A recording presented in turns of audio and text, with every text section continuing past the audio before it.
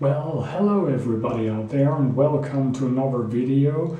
And in today's video I want to talk about head shaving. Yes, I want to tell you everything that you need to know if you want to shave your head.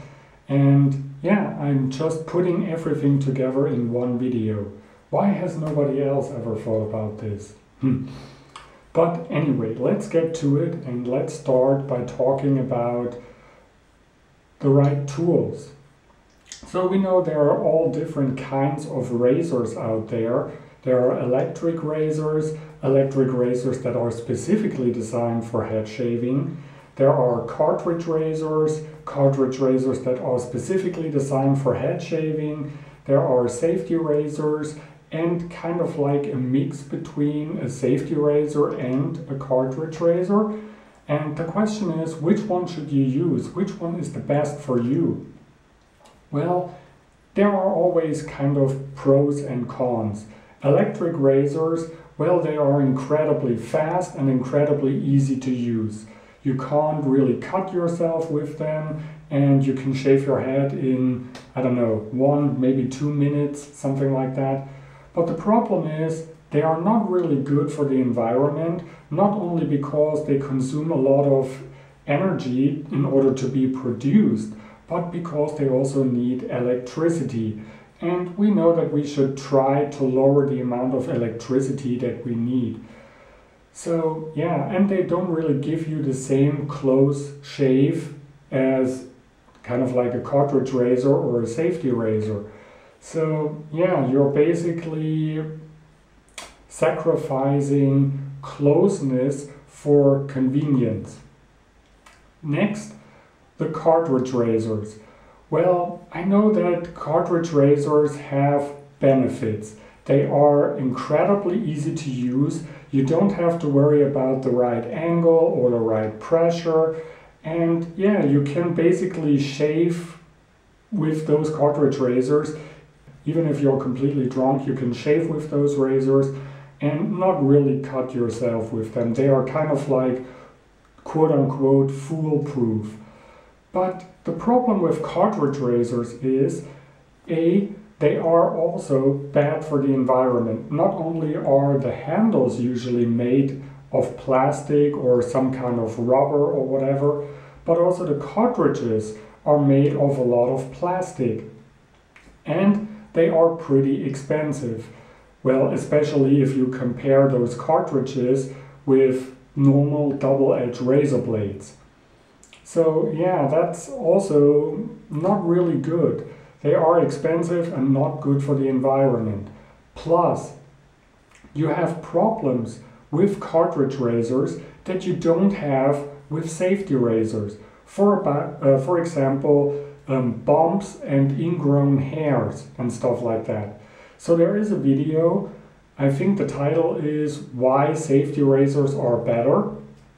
And in this video they explain why cartridge razors are so problematic, because not every blade, usually cartridge razors are multi-blade razors, not every blade is actually cutting the hair.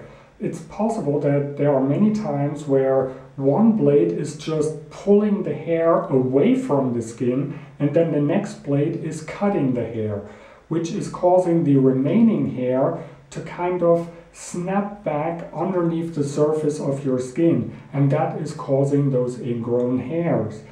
Now you might say, well, I never heard about that. It sounds kind of, I don't know, I'm skeptic about this. Well, that's understandable, but as I mentioned, there are cartridge razors that are specifically designed for head shaving. The most famous ones are probably the ones made by Headblade. And Headblade has a blog on their website. And in this blog I found an article about why you shouldn't shave against the grain. And they give you the same explanation as in the video why safety razors are better. They say that you shouldn't shave against the grain because it's possible that hairs are being pulled away from the skin before sliced through them. So yeah, I really don't know if that problem really only happens if you shave against the grain, or if it also happens if you shave with the grain. But yeah, it seems like a common problem with multi-blade cartridge razors. And I find it interesting that they have this article on their website, because it almost sounds like an argument against their own product. Because, you know, there are many people who want to get the closest shave possible. And this is only possible if you shave against the grain. Well, first with the grain and then against the grain. But yeah, why would you want a razor that you shouldn't be using to shave against the grain because it's causing problems? I don't know, it sounds kind of weird, doesn't it? But yeah, that's another problem. Plus, multi-blade cartridge razors, they clog up very easily, especially if your hair is a little bit longer. And that is really, really annoying. So now get to the point. Now let's talk about cartridge razors that are specifically designed for head shaving. I already mentioned head blade. Well, they are good. They are just like normal cartridge razors, only that you have to worry even less about the right angle and whatever it is that you do. But there are also razors out there like the Omni Shave and the Halftime razor. But they are incredibly terrible because you can't change the blades. You can't change cartridges. Well, hi. I was just editing my video, and while I was doing that, I realized that it is actually possible to change cartridges of the Omni razor. Or Omni Shaver, I think that's his name. So yeah, the things that I say right now about not being able to change the cartridges, this apparently only applies to the Halftime razor, but not the Omni Shaver. So yeah, thanks. So if the blades became dull, you have to throw away the entire razor and buy a new one, which means that those razors are incredibly expensive, and they are also incredibly terrible for the environment. I mean, those two razors feel like 2 steps back towards kind of like this stupid, ignorant, throwaway society that we kind of want to get rid of. I mean, we know it better at this point. And I think products like the Omni Shave or the Halftime razor are products that shouldn't exist in the year 2021. It just doesn't make sense. Stay away from them. If you want to use cartridge razors, use a normal cartridge razor or maybe the ones from Headblade, but not the Omni Shave or the Halftime razor. Not worth the money and bad for the environment. So this brings us to the next category, safety razors. Now, the razor that I'm using to shave my head and my face with is the Rockwell 6S. It's a semi-adjustable stainless steel razor. And yes, I made a video where I compared the Rockwell with the Parker semi-slant, and I said that when it comes to head shaving that I would prefer the Parker over the Rockwell. Well, this has totally changed since then, because with the Parker I always had problems with nicks and cuts because it is more aggressive than the Rockwell on the highest setting. And yeah, I just started experimenting with different settings. So instead of trying to shave my head with the number 6 blade, I experimented with different settings like number 3, number 4 and number 5. And I got some incredible results out of those shaves, or out of this razor. And my favorite blade right now is the number 5. It's unbelievable how incredibly efficient it is while feeling incredibly mild. This is, yeah, it's kind of like a really big difference between number 6 and number 5, but not in terms of efficiency, only in terms of aggressiveness, which is something that many people always confuse a little bit. But yeah, my favorite razor, the Rockwell. And yes, with a safety razor, you have to be a little bit more careful not to cut yourself. You have to worry about the right angle and the right pressure. And yeah, I would also say that the shave takes longer with a safety razor than with a cartridge razor or an electric razor, but it gives you such a good and incredibly close shave, and you can shave against the grain without having problems with bumps or ingrown hairs and stuff like that. And I just want to tell you a few tips when you use a safety razor. We all know that when you use a safety razor, you shouldn't bend your wrist.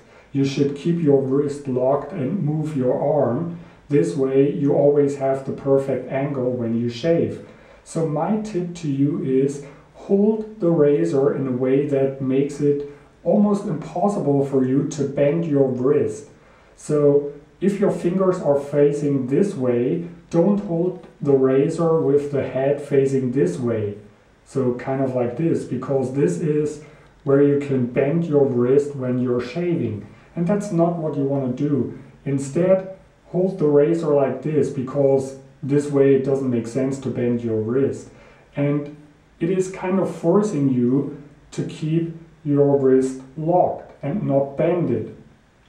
And this is helping you to keep the right angle. And the same thing when I'm shaving my head against the grain, I'm holding it like this because I can twist my wrist, but I cannot bend it.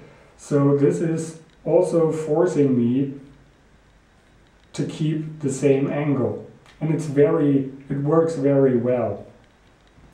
Now, the right pressure, the right angle, and you should always do a first pass with the grain and then a second pass against the grain. If you want, you can also do a second pass across the grain before you go against the grain. And like I mentioned, there is kind of like a link between the safety razor and a cartridge razor, which is the Twig. Yeah, just search it, Twig razor. It's kind of like a mix between a safety razor and a cartridge razor, but it's still using normal double-edged razor blades that you snap in half. So it's kind of like a single blade razor, but it's using a normal razor blade. And yeah, this thing also seems to be very perfect for a head shave. I've never used it. I don't know how close the shave will be, but it seems to be a very good, very efficient razor. And it's better for the environment and cheaper than cartridge razors.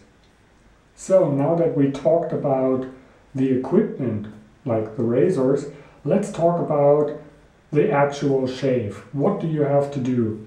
Well, first of all, get your hair wet. Many people recommend that you should shave after taking a shower. But what is if you don't have a shower? What if you are someone who only has a bathtub? Well, yeah, still get your hair wet. That's like the perfect preparation. Of course, in a bathtub you don't dunk your head under water for a couple of minutes, but it still helps.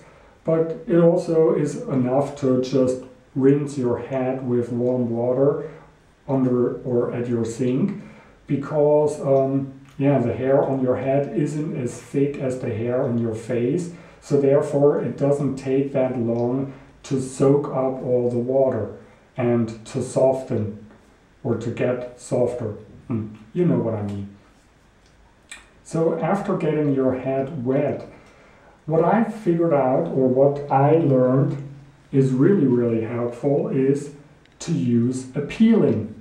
Now, I know some people might wonder, peeling? What exactly is this? What are you talking about? What is a peeling? Are you talking about those masks that you put on and then you peel off? No. You see, the thing is, there are at least 3 different names for one and the same product. It's only called peeling in Germany, even though peeling isn't even a German word, but that's a different story. So yeah, it is called peeling in Germany, but it's called face scrub in England. Now you probably know what I'm talking about. And in America, it's called exfoliator. So yeah, use an exfoliator before you shave. It really, really helps. Now, I do have to say, I don't know if it actually helps you to get a closer shave, but I do have the feeling that ever since I started using a peeling or exfoliator or face scrub, that I have less problems with nicks and cuts for some reason. I don't know if it just makes the razor glide better, or I don't know what exactly it is, but I have much less nicks and cuts, hardly any nicks and cuts, ever since I started using a peeling. So yeah, that is another tip. I know there are different peelings from different companies. Also, Headblade is making a peeling or exfoliator specifically for your head. But yeah, I live in Germany. Those products are made in America, so they are just way too expensive. I mean, I don't want to spend something like 13 euros on an exfoliator. So yeah, I much rather get this from Bulldog, and I love it. No artificial scent, and it's vegan and cruelty free, and yeah, I just love that stuff. So after using the exfoliator, rinse your head with water, wash all that exfoliator out, and then use another product. I know some people say that you shouldn't be using shaving cream. Some people say that you should be using a conditioner. I don't know if that's true. I mean, it seems kind of plausible, because when you're using shaving soap or shaving cream, you are creating lather, which is basically nothing else than incredibly dense and incredibly fine foam. And your head is a lot warmer than your face. So it is possible that the heat from your head is drying out the lather much faster than on your face. And it's a problem that you don't have if you're using a conditioner. So yeah, it sounds plausible, but I have never tried that. So I do have to say, yes, I also realized that shaving creams aren't really the best solution when you want to shave your head. I don't know what it is about them, or maybe it's just the one that I'm using, which is the one from Spike. But yeah, I also do have to say that it doesn't feel like it's the best thing to use, which is why I am using the Spike shaving stick, which is basically a shaving soap. I don't know what it is, if it's the extra amount of slickness that you get from a shaving soap that helps to get a better shave. But yeah, again, it's something that sounds really plausible. So I'm using the Spike shaving stick to shave my head with, and it works incredibly well. I have absolutely no problems whatsoever. So now let's talk about the aftershave. What should you be doing after you're done shaving? Well, I recommend washing your head once again with either face wash or maybe just with a normal soap like this, normal hand soap. Wash your head. You can also wash your face. Wash your head.